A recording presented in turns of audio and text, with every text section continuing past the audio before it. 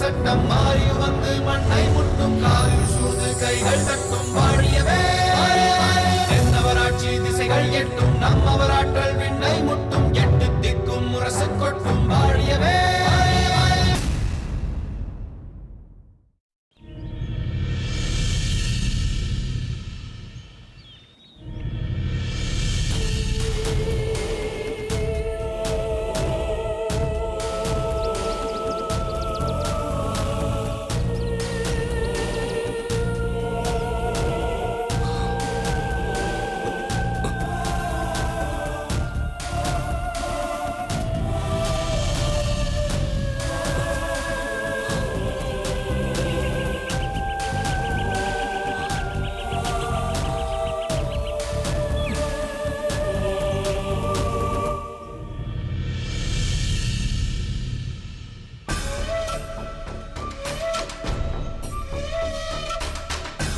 நீங்கள் என்ன வேளிர் வீரர்களா? பரவாயில்லையே, நாங்கள் வேளிர் வீரர்கள் என்பதை கண்டுபிடித்து விட்டீர்களே.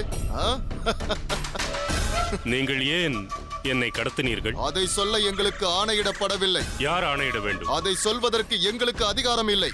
ஆக இதையெல்லாம் செய்த உங்கள் தலைவருக்கு தன்னை யார் என்று காட்டிக்கொள்ள விருப்பமில்லை என்று சொல்லுங்கள். இந்த சாதாரண புலவனுக்கு முன்னால் வருவதற்கு கூட அவர் தயங்குவது போல் தெரிகிறது. யாருக்காகவும் தயங்க வேண்டிய அவசியம் இந்த விருமனுக்கு இல்லை.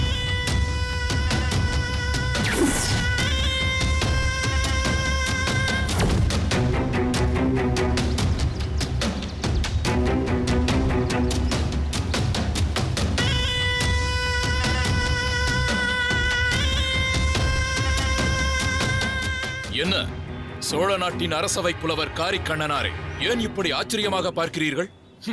நான் தான் உம்மை கடத்தினேன். இந்த விருமன் ஒரு காரியத்தை செய்ய வேண்டும் என்று தீர்மானித்து விட்டால் அதை சாதித்தே தீருவான். நான் ஒருவரை குறிவைத்து விட்டால் என்னிடமிருந்து அவர் தப்பிக்கவே முடியாது. அப்படியானால் எனது இல்லத்திற்கு முதியவராக வந்தது நீதானா? ஆமாம் புலவரே, நான் தான் அந்த கிழவன். எதற்காக நான் உன்னை எனது வீட்டிற்குள் அழைத்துச் சென்றேன் என்பதை நினைத்துப்பார். எவருக்கும் தெரியாமல் எளிதாக சிறைப்பிடிக்க ஒரு வாய்ப்பை நீரே ஏற்படுத்தி தந்தீர். அதை பற்றி நினைத்து பார்க்க என்ன இருக்கிறது? பசித்திருப்பதாக சொன்னதால் தான் புசிப்பதற்கு ஏதேனும் தர வேண்டும் என்று உன்னை அழைத்துச் சென்றேன். ஆனால் அன்னமிட்ட வீட்டில் கன்னமிடுவது என்பார்களே, அப்படி நீ அன்னமிடுவதற்கு முன்பே கன்னமிட்டு உனக்கு உணவளிக்க அழைத்துச் சென்ற என்னையே கடத்தி வந்து விட்டார். இதனால் என்ன நேரும் தெரியுமா? என்ன நேரிடும்? இந்த செய்தி ஊருக்குள் பரவும் போது ஒருவன் பசியோடு இருந்து அதற்காக வந்து உணவு கேட்டாலும் உண்மையாகவே இவன் பசியினால் தான் கேட்கிறானா, இல்லை சதிச்செயல் புரிவதற்கு இதை ஒரு காரணமாக பயன்படுத்துகிறானா என்ற சந்தேகம் வரும். உங்கள் சோழ நாட்டில் அப்படி பசியோடு ஒருவன் வந்து கேட்கும் நிலை வருமா என்ன? சோழவள நாடு சோறுடைத்து என்று பெருமை பேசிக் கொள்கிறீர்களே, உங்களுக்கு எதற்கு அந்த நிலை வரப்போகிறது? எப்படியோ மயக்க மருந்து கொடுத்து என்னை கடத்தி வந்து விட்டாய். ஆனால் என்னை ஏன் கடத்தினாய் என்பதுதான் எனக்கு புரியவில்லை. உங்களை ஏன் கடத்தினேன் என்பதை புரியும்படியாகவே சொல்கிறேன். வேளிர்குல சிற்றரசர்கள் இருவரையும் சிறைப்படுத்த வேண்டும் என்று உங்கள் சோழ நாட்டின் பேரரசர் சொன்னபோது அங்கிருந்த அமைச்சரும் உருத்திரங்கண்ணனாரும் அதற்கு அவசியம் இல்லை, வேண்டாம் என்றுதானே சொல்லியிருக்கிறார்கள். அப்படி இருக்க நீர் மட்டும் எதற்காக அவர்களை சிறைபிடித்தே தீர வேண்டும் என்று சொன்னீர்கள்? எங்கள் வேளிர் சிற்றரசர்களுக்கும் உமக்கும் என்ன பகை? அவர்கள் உமக்கு என்ன தீங்கு செய்தார்கள்? எனக்கு அவர்கள் உதவி செய்கிறார்கள். அகதிகள் இருப்பிடத்திலிருந்து நான் தப்பிக்க உதவி செய்தார்கள் என்பதால் தானே நீர் அப்படி செய்தீர். உம்மால் எங்கள் வேளிர் மன்னர்களை சிறைப்படுத்தி வைக்கத்தான் முடியும். ஆனால் எங்களால் உம்மை போன்றவர்களை கடத்தி வரவே முடியும் என்பதை காண்பிப்பதற்காகத்தான் இப்படி செய்தேன். எனக்கு ஒன்றுமே புரியவில்லையே. என்ன புரியவில்லை? அவையில் நடந்த ஒவ்வொன்றையும் அருகிலிருந்து பார்த்தது போல் இவ்வளவு தெளிவாக சொல்கிறாயே, அதைத்தான் சொல்கிறேன்.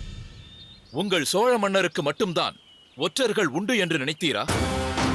அவரிடம் பணிபுரிபவர்களாவது வெறும் ஊதியத்திற்காக அதை செய்வார்கள். ஆனால் என்னுடைய ஒற்றர்கள் வேளிர்குடியின் மேன்மைக்காக, வேளிர்கள் தாங்கள் இழந்த நாடுகளை மீண்டும் பெற வேண்டும் என்பதற்காக பாடுபடுவார்கள். உங்கள் சோழ நாட்டில் நடக்கும் ஒவ்வொரு விஷயமும் எனக்கு அறிவிக்கப்படுகிறது.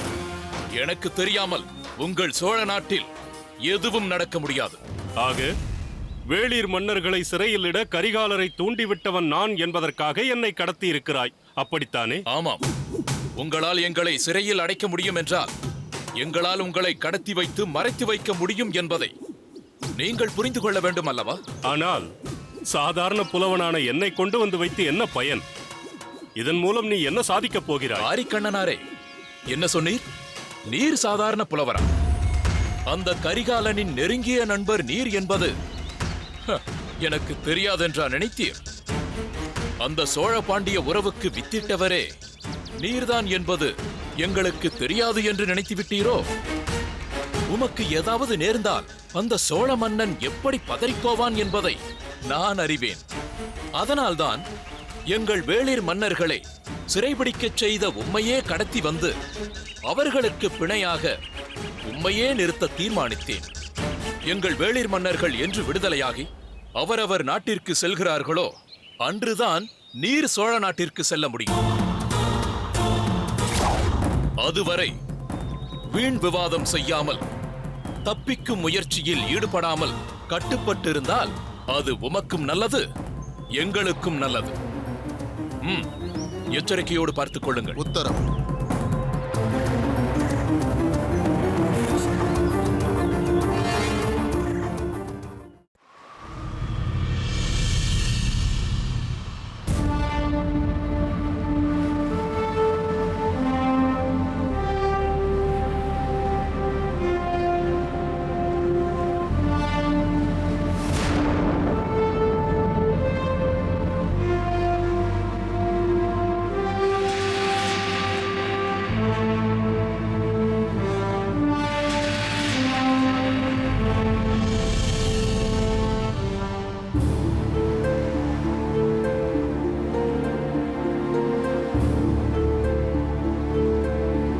பிரபு, என்னவாயிற்று?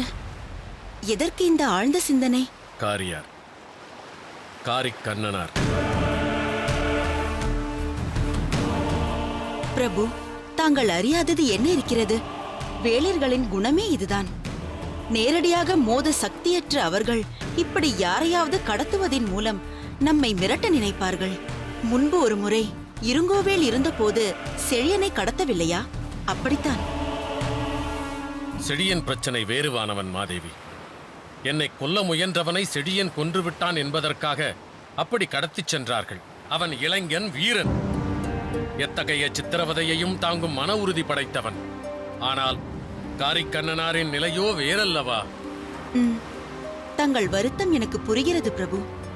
வயது முதிர்ந்தவரான காரிக்கண்ணனார் இதை எப்படி தாங்கிக் கொள்வார் என்று நினைக்கிறீர்கள் அல்லவா? என்ன இருந்தாலும் அவர் புலவர் அல்லவா? அதற்குரிய மரியாதையை அவர்கள் தரத்தான் செய்வார்கள். இல்லை வானவன் மாதேவி, அந்த விருமன் மூடன், மூர்க்கன்.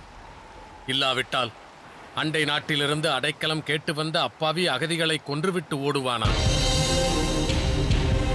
இப்படிப்பட்டவனுக்கு இலக்கியத்தின் பெருமை என்ன தெரியும்? புதியவர் என்ற பரிதாபம் எப்படி இருக்கும்? அவருக்கு ஏதும் நேர்வதற்கு முன்னால் அவரை எப்படி மீட்பது என்று தான் யோசிக்கிறேன். அதை நான் செய்கிறேன் மன்னவா.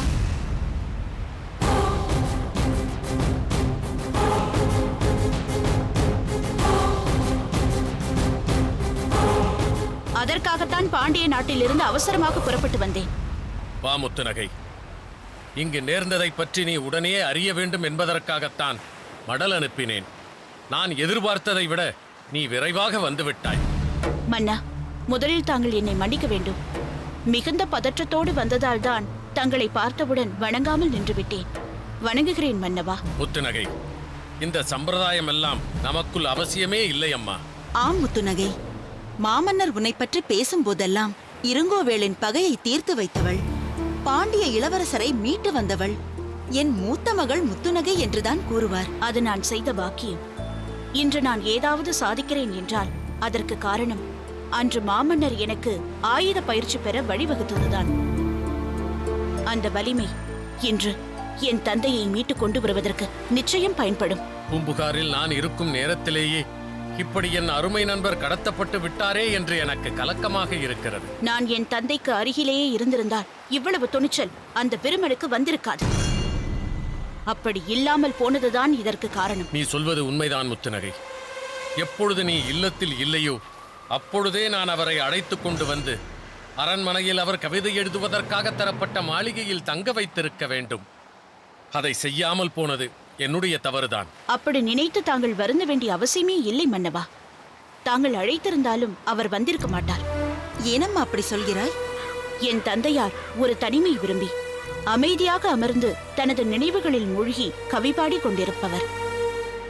அரண்மனையில் சகல வசதிகளும் இருக்கும் என்றாலும் அவர் அங்கு இருக்கிறார் என்று தெரிந்தாலே அவரோடு உரையாடி மகிழ எவரேனும் அங்கு வந்து கொண்டே இருப்பார்கள். வருகிறவர்களை தவிர்க்க முயல்வது பண்பல்ல என்று நினைப்பவர் என் தந்தையார். அதனால் எழுதவும் முடியாமல் வந்தவர்களோடு உரையாடவும் முடியாமல் தவிப்பார்.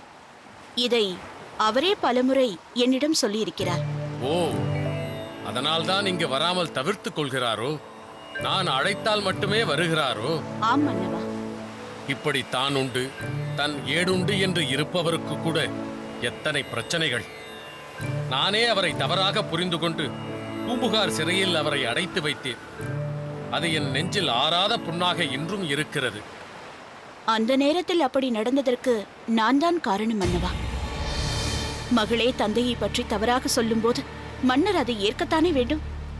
என்னால் தானே தாங்கள் அன்று என் தந்தையாரை சிறையில் அடைத்தீர்கள். அதற்காக வருந்த வேண்டியவள் நான் தான் மன்னவா. பிரபு, முத்துநகை, இப்படி நீங்கள் இருவரும் அதற்கு காரணம் நீதான், இதற்கு காரணம் நான் தான் என்று என்றோ நடந்ததை பற்றி பேசி வருந்திக் கொண்டிருப்பதால் என்ன பயன்? இப்போது நடந்திருக்கும் விபரீதத்திலிருந்து புலவர் பெருமானை எப்படி மீட்டுக் கொண்டு வருவது என்று யோசியுங்கள். அந்த பொறுப்பை நான் ஏற்றுக்கொள்கிறேன் மகாராணி. வேளிர்களின் ஒவ்வொரு அசைவிற்கும் எனக்கு பொருள் புரியும். அவர்கள் எங்கெங்கு எப்படி எப்படி மறைந்து வாழ்வார்கள் என்பதையும் நான் நன்கு அறிவேன்.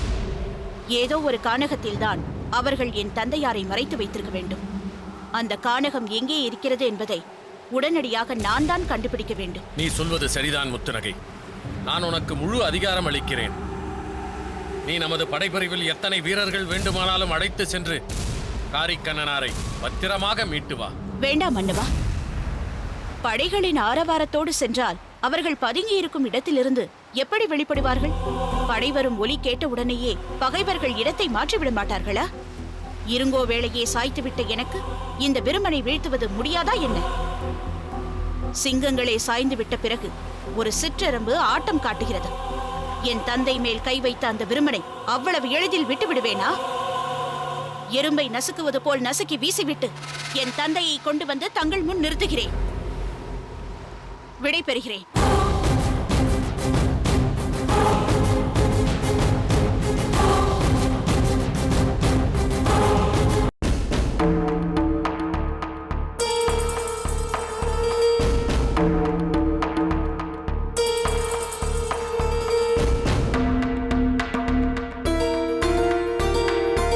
பிரபு, கஷாயம் குடிக்காமல் வந்து விட்டீர்களே, இந்தாருங்கள்.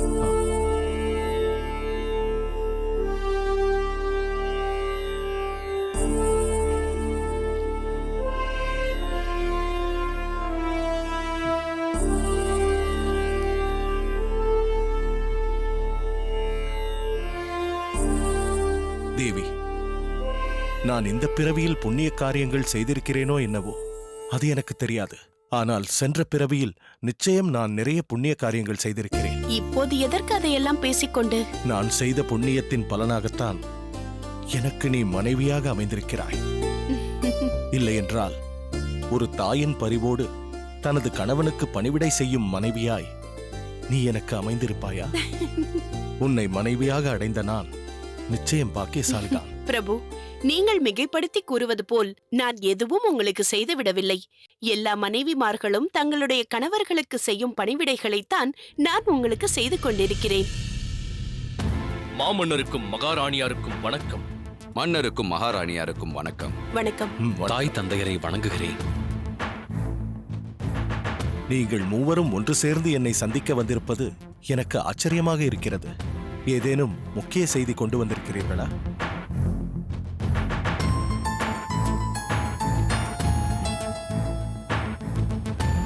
என்ன செழியா, என்ன நடந்தது? என்னிடத்தில் கூறுவதற்கு மூவரும் தயங்கிக் கொண்டிருக்கிறீர்கள். மன்னவா, சோழ நாட்டில் புலவர் காரிக்கண்ணனாரை வேளிர்கள் கடத்திவிட்ட செய்தி தங்களை எட்டியிருக்கும் என்று நம்புகிறேன். ஆமாம், தன் தந்தை புலவர் காரிக்கண்ணனாரை வேளிர்கள் கடத்திவிட்டார்கள் என்ற செய்தியை தெரிவித்து என்னிடம் விடை பெற்றுக் கொண்டுதான் முத்துநகை சோழ நாட்டிற்கு புறப்பட்டுச் சென்றாள். புலவர் காரிக்கண்ணனாரை அந்த வேளிர்களிடமிருந்து மீட்க எங்களுக்கு ஒரு உபாயம் தோன்றியது. அது பற்றி உங்களிடம் கலந்துரையாடத்தான் இப்போது நாங்கள் மூவரும் ஒன்று சேர்ந்து வந்தோம். அப்படியா? புலவர் காரிக்கண்ணனாரை மீட்பதற்கு நீங்கள் என்ன உபாயம் வைத்திருக்கிறீர்கள்? சொல்லுங்கள், உங்களின் திட்டம் என்ன? பாண்டிய நாட்டிற்குள் இருந்து கொண்டே தங்களுக்கு தேவையான ஆயுதங்களை தருவித்த வேளிர்கள் அந்த ஆயுதங்களை கள்ள வியாபாரிகளிடமிருந்து பெற்றுக்கொள்ளும் சமயத்தில் செழியனாலும் முத்து நகையாலும் சில வேளிர் வீரர்கள் பிடிபட்டார்கள் அல்லவா? ஆமாம். பிடிப்பட்ட அந்த வேளிர்களில் முக்கியமானவன் தென்னவன். அவன்தான் இத்தனை நாட்களாக விருமனுக்கு இடது கையாக செயல்பட்டு கொண்டிருந்தவன். அந்த தென்னவன் இப்பொழுது மனம் திருந்தி நமக்கு சாதகமானவனாக மாறிவிட்டான். நமக்காக எந்த நேரத்திலும் எந்த உதவியும் செய்வதற்கு அவன் இப்போது தயாராக இருக்கிறான். சோழ நாட்டிலிருந்து கடத்தப்பட்ட காரிக்கண்ணனாரை நிச்சயம் அந்த வேளிர் தளபதி விருமனின் பாதுகாப்பில்தான் இருப்பார். அந்த விருமன் எங்கிருப்பான் என்பது இந்த தென்னவனுக்கு தெரியும். நாம் நமக்கு சாதகமாக செயல்பட தயாராக இருக்கும் இந்த தென்னவனை விடுதலை செய்வதனால் அவன் மூலம் புலவர் காரிக்கண்ணனாரை அந்த விருமனிடமிருந்து நாம் மீட்டு விடலாம்.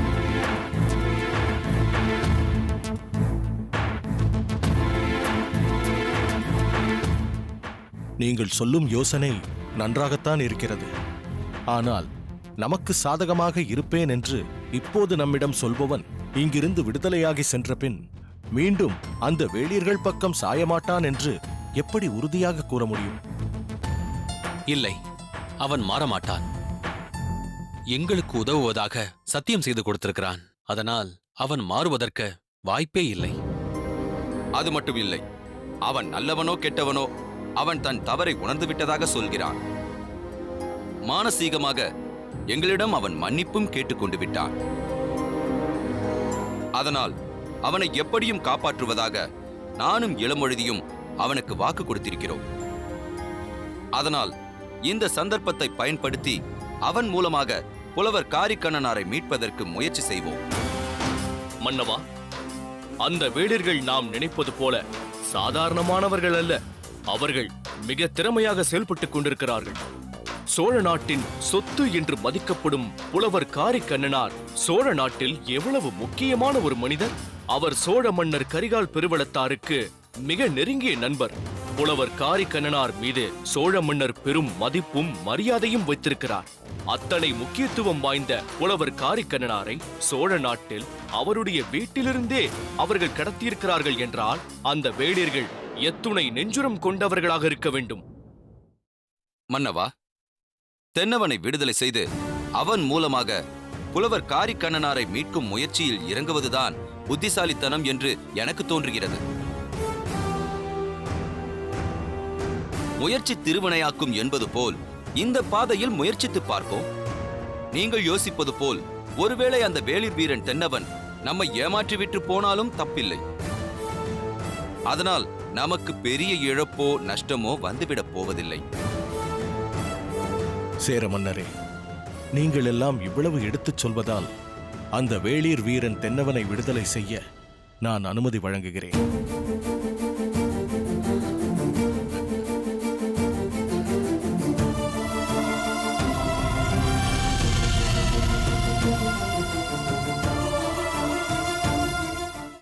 ஒன்றுமே தெரியாத அப்பாவிகள் போல் எப்படி நடிக்கிறார்கள் என்று பார்த்தீர்களா மன்னவா? எதுவுமே தெரியாதவர்கள் போலல்லவா விழிக்கிறார்கள். ஹீரோயின் சுரபி, இவரும் தவறுகளை தட்டி கேட்பவருங்கிறதுனாலே இவருக்கும் ஜெய்க்கும் காதல் உருவாகுது. லோக்கல் அரசியல்வாதியாக வரும் மாரிமுத்து தப்பான அரசியல்வாதியின் நிஜ பிரதிபலிப்பு.